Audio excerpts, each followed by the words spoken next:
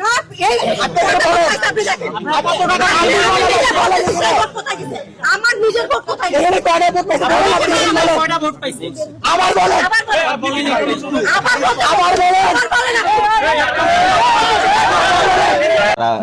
এই ডাক নির্বাচনে যারা বিজয়ী তাদেরকে শুভেচ্ছা জানিয়েছে।